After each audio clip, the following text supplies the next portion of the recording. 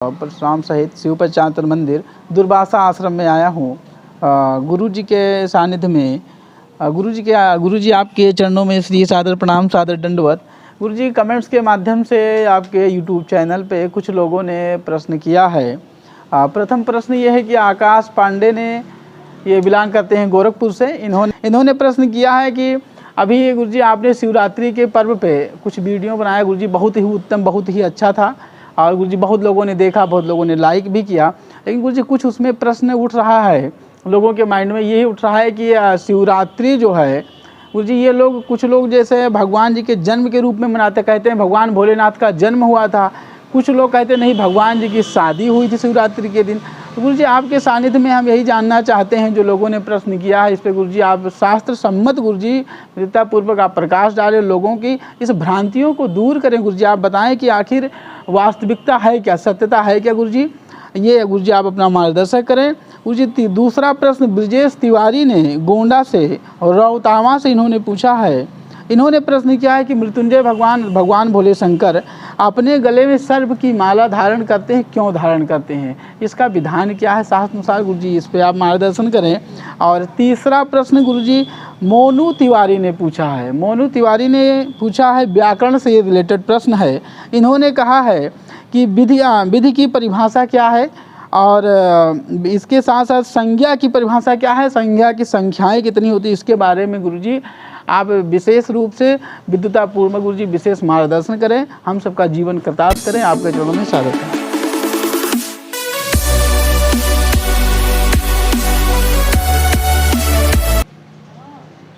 ये तुम आगे बैठे।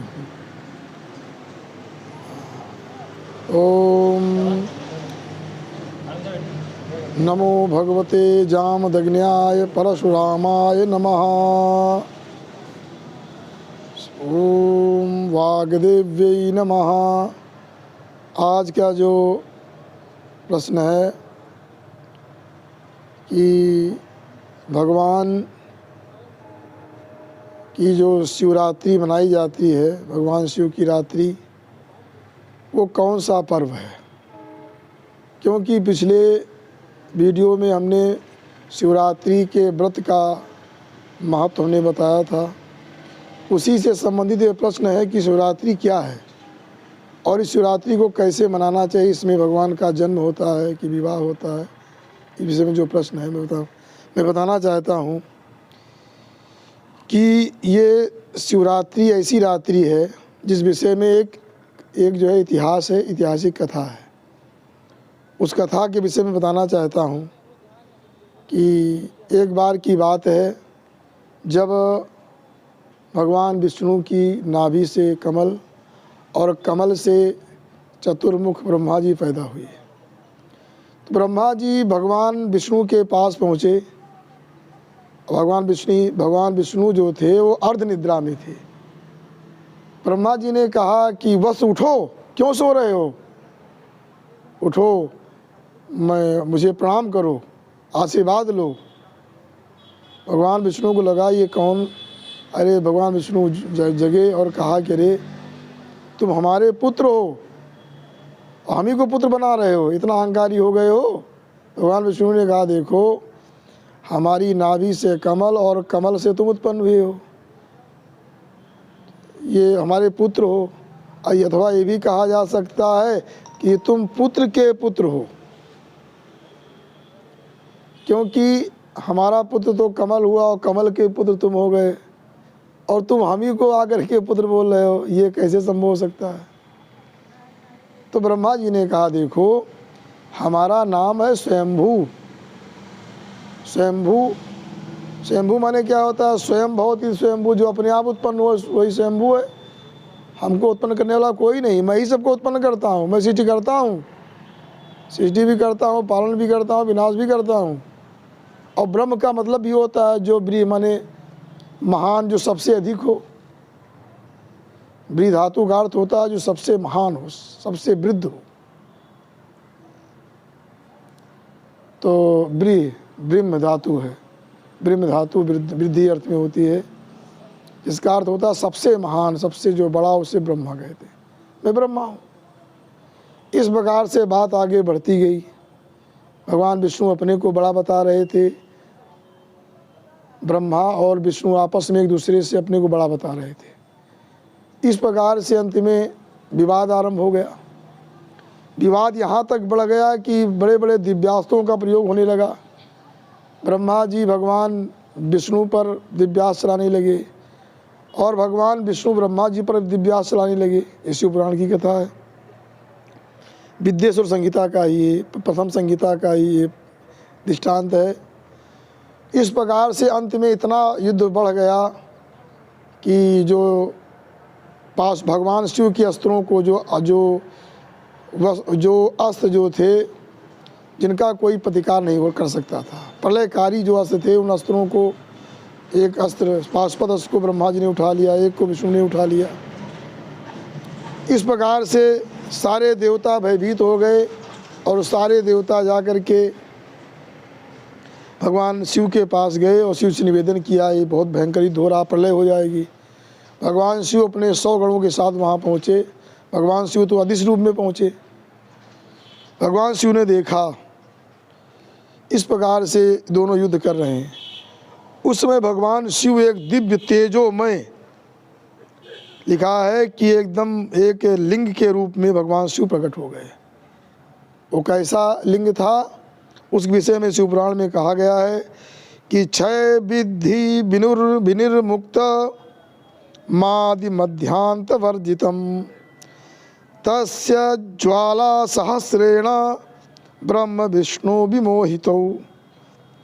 वैसा एक स्तंभ प्रकट हुआ जो क्षय वृद्धि, न तो क्या विनाश हो सकता है ना वृद्धि, क्योंकि ब्रह्म रूप था वो, और क्षय वृद्धि से विनिर्मुक्त, और न उसका आदि न मध्य न अंत, आदि मध्य अंत से वर्जित था वो। कैसा था? कहते हैं तस्त ज्वाला सहस्रेण, हजारों ज्वालाएं उसे निकल रही थी स्तंभ से, वो ऐसा दिव्य था। उसको उस जो है स्तंभ को देख करके ब्रह्मा और विष्णु एकदम मोहित हो गए। ये सब क्या हो रहा है? मोहित हो गए और विवाद समाप्त कर दिए। दोनों आश्चर्य में पड़ गए।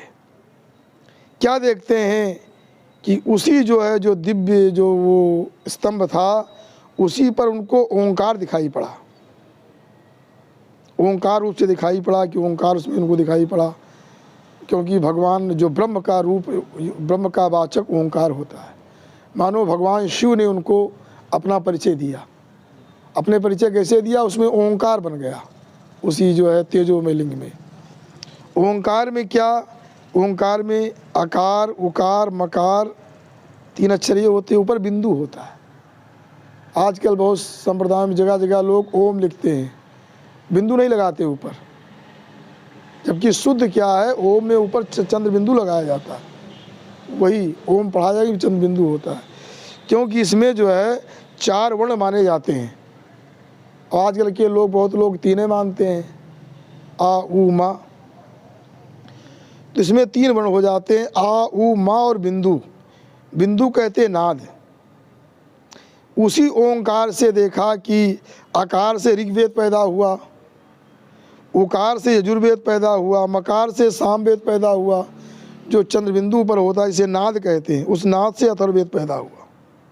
और आश्चर्य पड़ गए। फिर आकाशवाणी हुई, कहा हे ब्रह्मन, हे विष्णु, दोनों जो विवाद कर रहे हो कि मैं बड़ा हूँ, मैं बड़ा हूँ, बड़ा वही होगा जो इस दिव्यमय तेजोमय स्तंभ में लिंग का, तेजोमय जो लिंग माने जो शिव जी का वाचक होता है।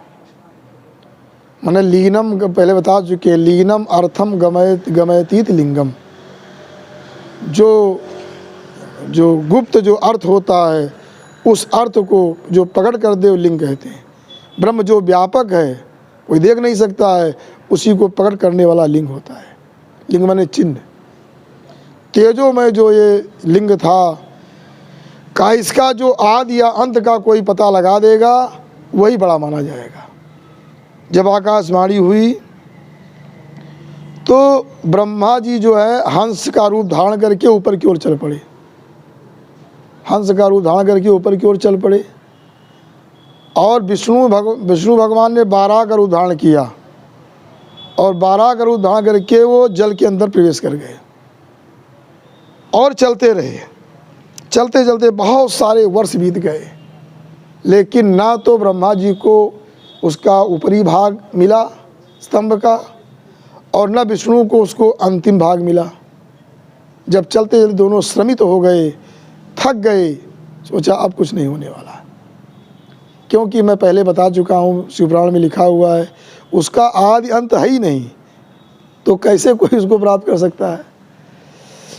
उसके ब्रह्मा जी वहाँ से वापस लौट रहे थे तो उनको जो है एक केतकी पुष्प मिल गया रास्ते में। केतकी पुष्प जो था वो मध्य भाग से, भगवान शिव के जो तेजो में लिंग था उसके मध्य भाग से वो गिर पड़ा। ये मानो भगवान की कृपा रही होगी। गिर इसलिए पड़ा कि जब भगवान विष्णु और ब्रह्मा जी की बातों सुन करके भगवान को हंसी आ गई थी, इसलिए वो जो तेजो में लिंग हिल गया तो केतकी पुष्प वहाँ से गिर पड़ा, बीच भाग में ही था वो। और रास्ते में जब ब्रह्मा जी मिले तो ब्रह्मा जी ने कहा भाई तुम कौन हो, कैसे परिचय दिया। कहा मैं सब भगवान ये जो शिवलिंग में मैं बीच में कहीं था वहाँ से मैं गिर गया, नीचे आ गया हूँ। तो उस समय ब्रह्मा जी ने कहा देखो हमारी एक शर्त हो गई है कि हमको अगर बड़ा बनना है तो हमको बताना पड़ेगा मैं ऊपर से आ रहा हूँ, तो आप कृपा करके हमारी सहायता कर दीजिए, कह दीजिए कि ब्रह्मा जी ऊपर तक गए, मैं ऊपर था और वहाँ से मैं आ रहा हूँ। जब ऐसा कहा तो ब्रह्मो ने कहा भाई झूठ कैसे हम बोल दे। कहा देखो आपत्ति काल में झूठ बोलना कोई दोष नहीं होता है, हम आपत्ति में फंसे हुए हैं, हमको आपत्ति से हटाओ। तो केतकी ने स्वीकार कर लिया और आया। यहाँ भगवान विष्णु भी आ चुके थे, थक करके आ चुके थे। और उस समय ब्रह्मा जी ने कहा देखो मैं इस जो तेजो में लिंग है उसके उद्भाग से मैं आ रहा हूँ। गवाही में केतकी पुष्प को कहा इनसे पूछ लीजिए। इस प्रकार से केतकी पुष्प ने कहा हाँ ठीक, ये ऊपर मैं वहाँ से ये आ रहे हैं, इन्होंने इसके ऊर्ध्व भाग को प्राप्त कर लिया है। भगवान विष्णु ने मान लिया और ब्रह्मा जी का पूजन किया, उनको बड़ा मान लिया। लेकिन भगवान शिव को सहन नहीं हुआ।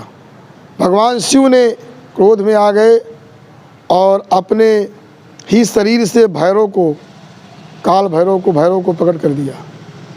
कहा इस अपराधी को दंड दो, ये झूठ बोला है। ये कुशल था कि ब्रह्मा जी के उस पहले 5 मुख थे तो एक ही मुख से झूठ बोले थे। अगर 5 बोले होते तो थोड़ा समस्या पैदा हो जाती। आज ब्रह्मा जी बिना मुख के बिना सिर के होते, तो एक मुख से बोले थे तो भैरव ने गए झट से ब्रह्मा जी का एक से काट लिया। और भी काटना चाहते थे। उस समय भगवान विष्णु ने भगवान शंकर से निवेदन किया कि ये क्षमा कर दो। इस प्रकार से भगवान शिव ने भैरव को रोक दिया और फिर ब्रह्मा जी की उन्होंने रक्षा किया, ब्रह्मा जी बच गए। उसके बाद ब्रह्मा जी ने भगवान शिव की स्तुति किया, प्रार्थना किया। भगवान विष्णु ने प्रार्थना किया, पूजन किया। भगवान शिव प्रसन्न हो गए और लेकिन ब्रह्मा जी को भगवान शिव ने एक जो है साप भी दे दिया। साप क्या दे दिया? जो लोग कहते हैं भगवान शिव ने ब्रह्मा जी को साप ये दिया कि नातस्ते सत्कृतिर्लोके भूयास्थानो सवादिकम।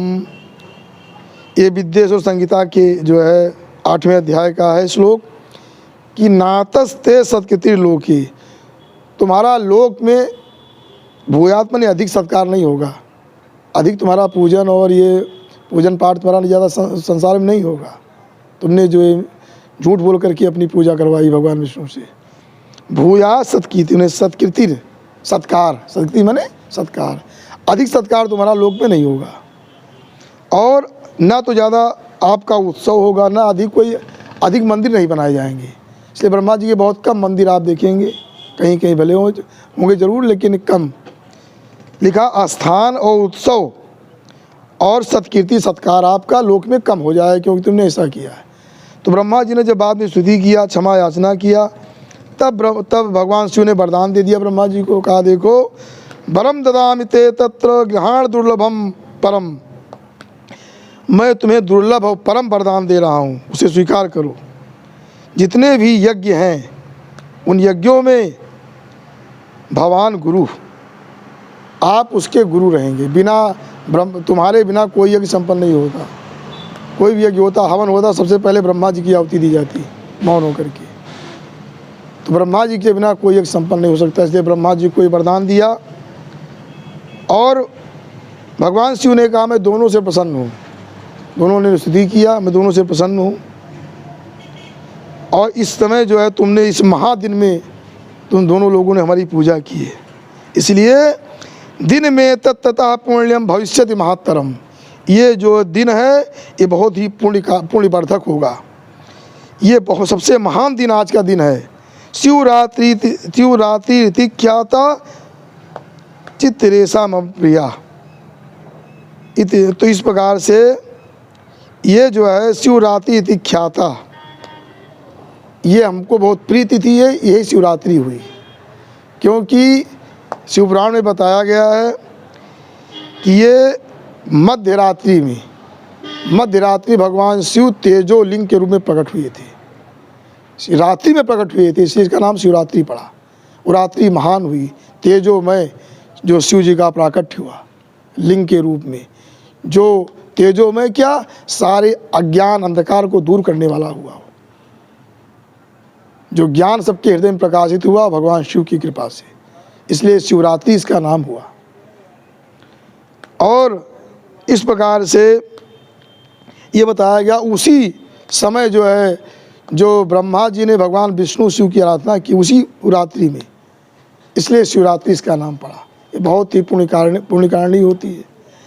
इसमें भगवान शिव का विशेष रूप से पूजन करना चाहिए। भगवान शिव ने स्वतः कहा है कि मद धर्म विद्धि कालोयम चंद्र काल युवाम बुधे। भगवान शिव कहते हैं इसमें धर्म की, इसमें जो भी कोई धर्म करेगा, थोड़ा धर्म बहुत बड़ी वृद्धि हो जाएगी। ये विद्धि काल है, इससे वृद्धि धर्म कर्म जो भी आप करेंगे, भगवान शिव का जो जैसे कहा गया है 1 साल आप निरंतर भगवान शिवलिंग का अर्चन करें, पूजन करें, जो फल होगा वो केवल शिवरात्रि एक दिन पूरा उपवास और रात जागरण करने से उसको उस फल की प्राप्ति हो जाती है। ज़्यादा मैं विस्तार में जाना चाहता हूँ, उसकी बहुत सारी कथाएं हैं, इसको मैं यहीं से बता रहा हूँ संक्षेप में। चंद्रकाल युवाम बुधे, जैसे जब पूर्ण चंद्रमा का उदय होता है तो समुद्र में वृद्धि होने लगती है, बड़ी ऊंची ऊंची तरंगें लेता है, वैसे धर्म बढ़ना शुरू हो जाता है।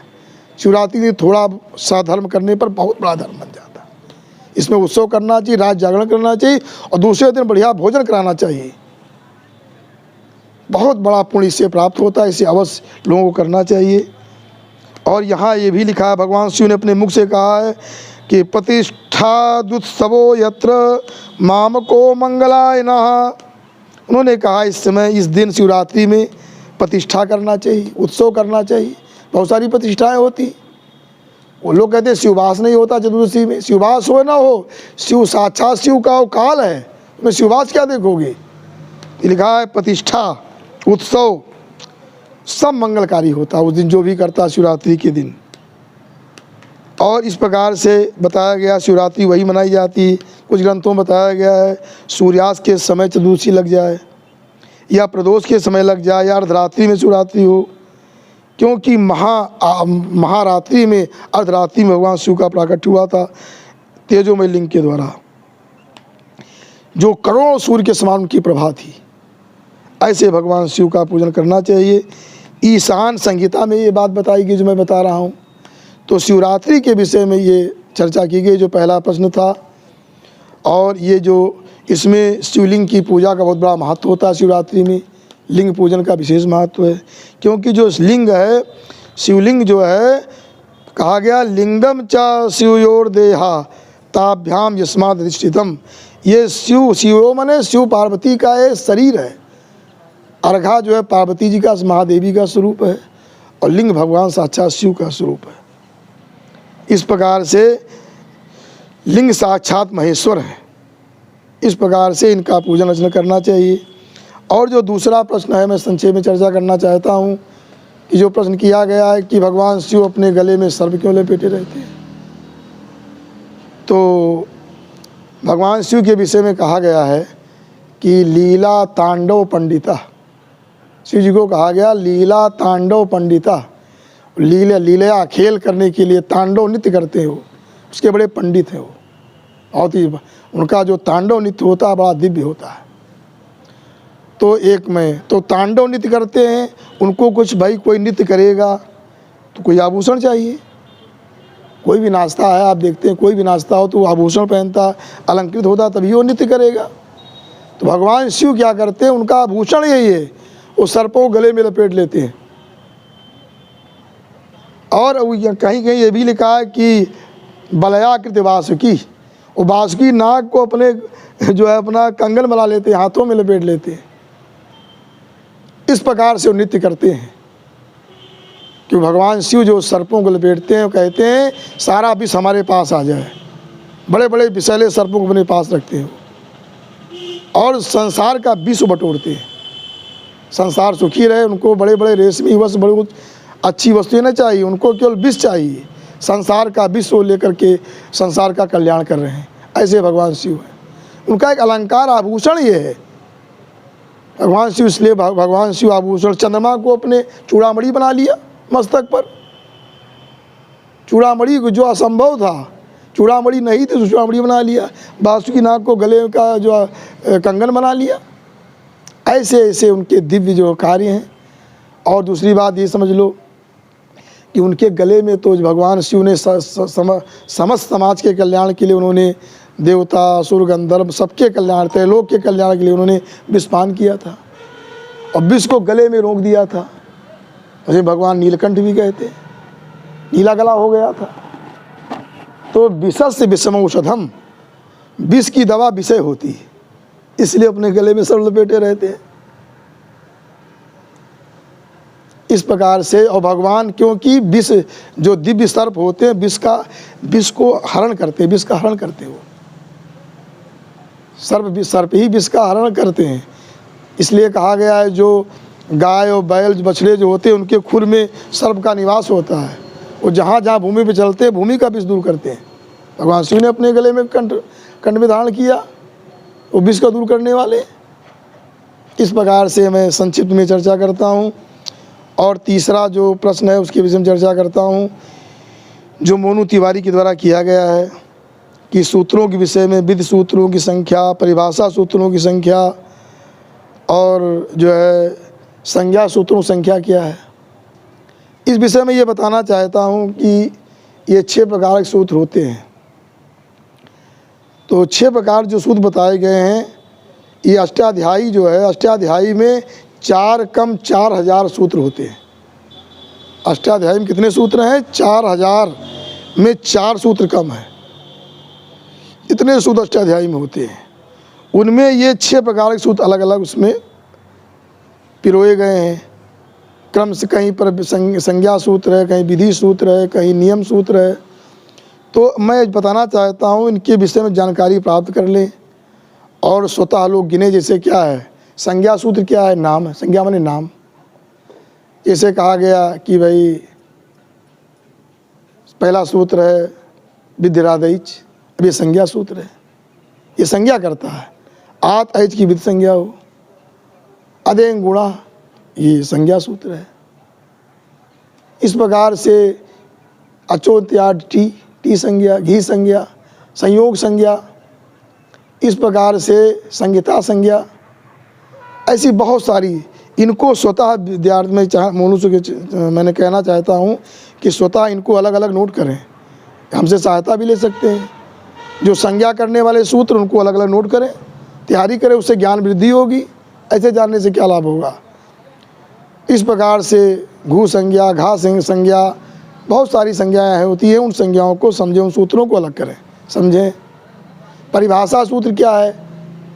जो विधि आदि सूत्रों में जो कुछ कमी रह जाती है, जो प्रकट नहीं है, प्रत्यक्ष नहीं, उसको प्रत्यक्ष कर देते हैं परिभाषा सूत्र। इसे कहा गया इको अणच।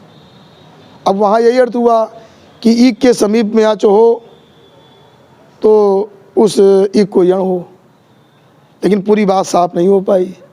जब परिभाषा सूत्र क्या हुआ कि तस्मिन नित्य निर्दिष्टे पूर्व से परिभाषा सूत्र आ गया, ये बता दिया। कहा कि जो वहाँ पर अच का मतलब है जो वो जो है मतलब है कि पूर्व को हो, पूरी को यण हो, पर में अच होना चाहिए उसका, मतलब पर में जो है अच होना चाहिए, पूर्व इको यण हो। और ये भी बता दें कि जो है निर्दिष्ट मैंने निरंतर, जिस मैंने उच्चारण निरंतर हो, कोई बीच में व्यवधान ना हो, परिभाषा सूत्र हो गया। तो इस प्रकार से जगह जगह परिभाषा सूत्र जो है विधि सूत्र आदि की परिभाषा को परिभाषित करते हैं। परिता माने उसके सारे अर्थ को स्पष्ट कर देते हैं, वही परिभाषा सूत्र होते हैं। स्थानांतरतम अलोअंत्यस से परिभाषा सूत्र है। इनको समझें, अलग अलग करें उनको कि भाई परिभाषा सूत्र कौन कौन है। विधि सूत्र जो विधान करते हैं, जैसे इकोणच, ये क्या है, यण का, एक के स्थान में यण का विधान करता है, ये विधि सूत्र हो गया। विधिरेच, ये विधि सूत्र हो गया। आद गुणा विधि, ये जो है ये विधि सूत्र। इस प्रकार से विधि सूत्रों को समझें, उनको अलग करें। और नियम सूत्र, नियम का मतलब होता है जहाँ एव लग जाए, जैसे रातस से। अब रातस से रेप से पर में सा का ही संयोगांत लोप हो, ये क्या हो गया, नियम हो गया। रातस से एकदम संयोगांत से सा का लोप हो जाता है, संयोगांत लोप, लेकिन रेप से पर में सा का ही लोप हो, इस प्रकार से नियम हो गया। जैसे कि तदि समासाश्चा में भी वो जो है संज्ञा सूत्र तो है, लेकिन जो समास है वो नियमार्थक है कि वाक्यों में किसी की अगर तो समास की हो। तो ऐसे ऐसे बहुत से नियम के विषय में जान ले। एव जहाँ लग जाता है किसी का हो, संज्ञा चा परिभाषा चा विधि नियम एव चा। अतिदेश होता है, इसे अध्यक्ष या लोटो लंगवत, ऐसे बहुत सारे लोटो लंगवत। लोट में लंग की तरह कार्य हो, या देश हो गया। लोट में लंग की तरह कार्य हो, लोट में क्या, जैसे तान तन तामा, तस्थस्था मिपाम तान तन तामा, नित्यम गीता, सा का लोप होना, ये आदेश होना, ये जो लंग में कार्य होते लोट में हो जाए। अधिकार सूत्र जैसे कार्य के, ऐसे बहुत सारे सूत्र हैं। तो जो अधिकार जिनका चलता है, अब कारक का अधिकार चल रहा, कहीं तद्दिता हैं, अव्ययी भाव, अव्ययी भावा, शेषो बहुब्रीही, सब अधिकार सूत्र हैं, इनका अधिकार चलता है। इस तरह से इनको समझ करके और अलग अलग इनको समझें, उनको ज्ञान प्राप्त करें, इससे उनको ज्ञान का अभ्युदय होगा। बस इन्हीं शब्दों के साथ वाणी को विराम। असतो माँ सद्गमय, तमसो माँ ज्योतिर्गमय, मृत्योर्मा मृतम गमय। ओम शांति शांति शांति।